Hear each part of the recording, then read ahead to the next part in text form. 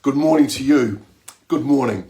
Hey, welcome to the Business Growth Accelerator Facebook Lives. Really good to have you here. Happening every Monday to Friday, 10 past 9 for no more than 15 minutes, just to give you ideas and thoughts and strategies on how to run your business and to give you ideas on what you can input into your business. And these are sensible ideas for serious business owners who want to make solid results in their business. What are we going to talk about today? Well, it's that age-old chestnut. I thought we'd talk about money. And I'll tell you, we all like money because it helps us, doesn't it? And quite often, we don't have enough of it. Some people in the world have too much of it, but they've actually worked for that. Most of them have. Very few have actually just received it. And you know, a saying that I used to have or hear from my mother when I was young is, money is the root of all evil. And I've always scratched my head on that, thinking, really? If money's the root of all evil, how come there's so much of it going around in the world, and how come we need it? And it wasn't until I was years older that I realized, actually, it's the love of money. Not money itself, but the love of money is the root of all evil. And I found out that actually came from the Bible, so my mum was actually leaving a couple of really important words out.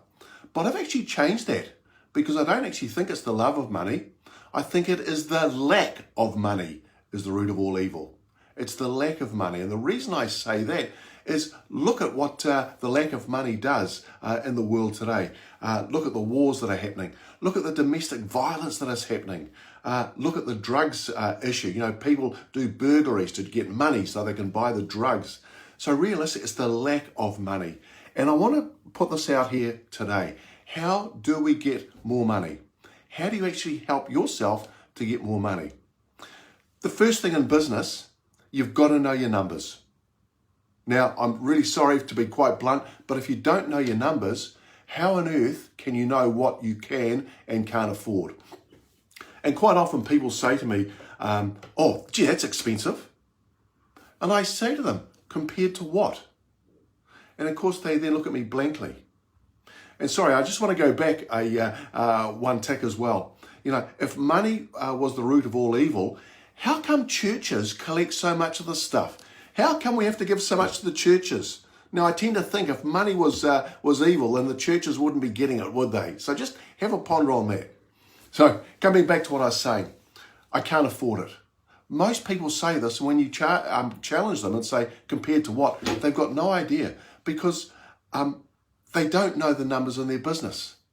They don't know if they're making a profit or if they've got good cash flow.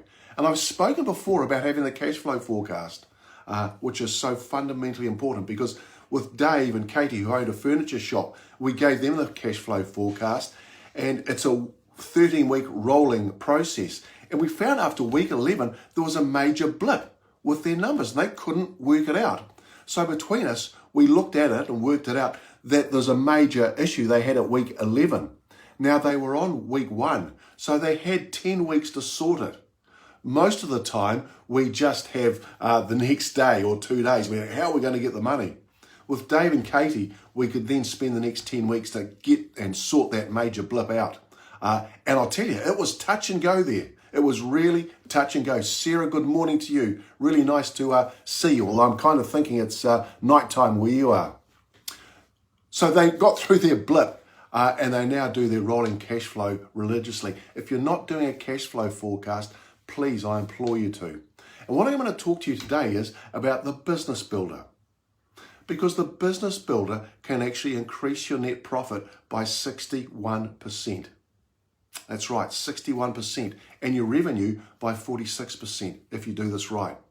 And I call it the 5 Ps, because you can influence the 5 Ps, but you can't influence, for example, the amount of people that you get in as clients. You can't influence your proceeds or your revenue, and you can't influence your net profit by yourself. You've got to do a couple of things beforehand. So what I'm suggesting is that with the business builder, what we do with clients is we benchmark and we find out, hey, how many prospect leads have you got at this stage? And tell me, what is your prospect conversion rate? Because all of a sudden that will tell you how many clients you've got. And then the next P is, what is your average pound sale? All right, that's the average over everything that you sell, not just picking a day, but what is the average? All right, and then the next one after that is the number of purchases. How many purchases are people making?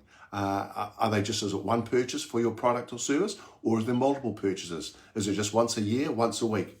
All right, and then the average pound sale. That gives you proceeds or revenue, for another word. I'm just keeping all the P's in because that's how I work the business builder.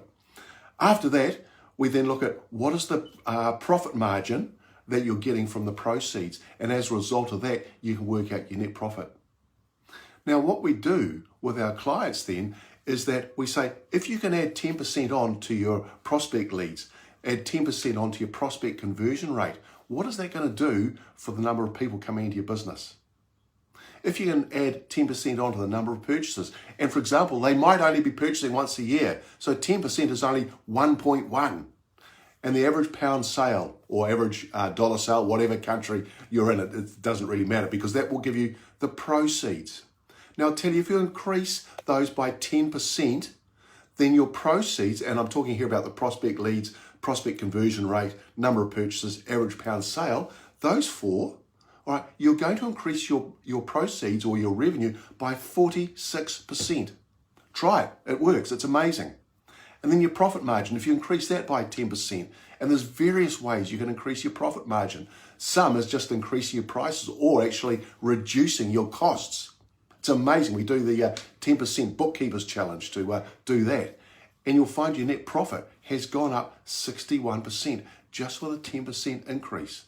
Now imagine if you could, across this range, you could do 15%, or maybe it's only 4% or 16%. You're still going to get these averages where you're going to get more money coming into your business. Now, what's that going to do to your business? What is it going to look like if you have a 10% increase and you can increase your profit, your net profit, by 61%? I know what it's going to do because we've been doing it with our customers for so long. All right. And the other thing that I will often hear is that it's expensive, and I say compared to what? Other people say, I can't afford that. So I say to them, that's interesting. Why do you say that? And most of the time, people can't come up with a coherent answer for the simple fact that they don't know their numbers.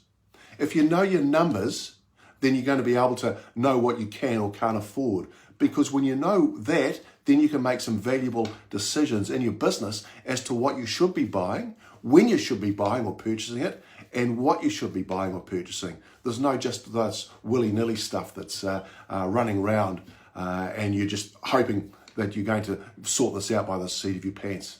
So just a thought on money for this for today. Now, if you've liked this post, please like it, share it, invite others to attend. I'd love you to comment on it. If you disagree with me even, then love to know your comments on that as well, because it means that we can have a discussion. I'd love to know what your thoughts are, because I don't think I'm right on everything that I say or do. So if you have a thought, would love to know it.